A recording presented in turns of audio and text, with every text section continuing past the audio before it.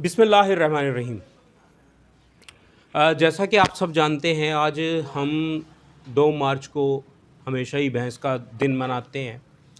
तो मैं आपको ये पैगाम देना चाहूँगा अपने इदारों को, अपने जो भी मुतल्लिका अथॉरिटीज़ हैं और ख़ुसूसन हमारे director general RV and FC जो हैं, मैं उन्हें ये पैगाम दूँगा जनाब के चारों सूबों के महकमा live stock, ministry of national food security, ये जो हमारी कौमी भैंस है जिसका आज हम दिन मनाने जा रहे हैं, कौमी दिन मनाने जा रहे हैं अपनी भैंस का, इसकी स्लॉटरिंग को रोकने के लिए मैं पैगाम दूँगा।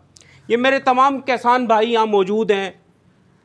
मैं इसमें मिसाल आपको दूंगा जनाब, आज भी इंडिया में भैंस 65,000 रुपये की और हमारे पास 6 लाख रुपए की भैंस है।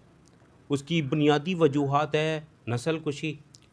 जब आप छोटे बच्चों की भी स्लॉटरिंग होगी, भैंस की मादा भैंस की भी स्लॉटरिंग होगी, तो यकीनी तौर पे आने वाले वक्त में फूड सिक्योरिटी का मसला पैदा होगा।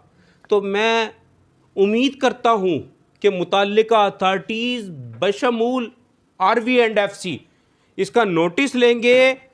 हम आपसे मुतालबा करते हैं आज भैंस के दिन के हवाले से कि जो सबसे अहम मसला इसमें देखें, कराची से वापसी के जो किराए हैं ना पंजाब भर में, वो इंतहाई ज़्यादा हैं। यहाँ से वापसी में एक जो ट्रक है वो 3 लाख रुपए किराया ले लेता है, तो यकीनी तौर पे कास्ट आती है और किसान अपनी ज़मीनों पे अंदरूने सिंध या पंजाब मवेशी नहीं बेच सकता। तो मैं उसमें कहूँगा जनाब पाकिस्तान रेलवे को सब्सिडाइज कर दिया जाए, जो कि नसीम सादिक साहब जो हमारे सेक्रेटरी थे साहब का, उनसे हमारी तय हुआ था कि माल मवेशी वापसी भेजने के लिए, कराची से ऑर्गेनिक फर्टिलाइज़र भेजने के लिए पाकिस्तान रेलवे को महकमा लाइव स्टॉक पंजाब सब्सिडाइज कर देगा और यहाँ से माल मवेशी फ्री ऑफ कॉस्ट या बहुत कम कीमत पे हमारी छोटे कट्टों की भी जानें बच सकेंगी, हमारी मादा भैंस की भी जान बच सकेगी।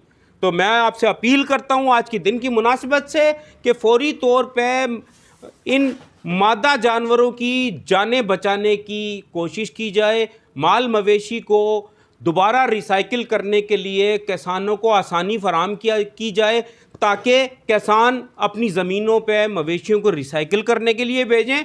छोटे जो कटड़ों की स्लॉटरिंग हो जाती है, हम उनकी जानें बचा सकें। जज़ाकल्लाह खैरा।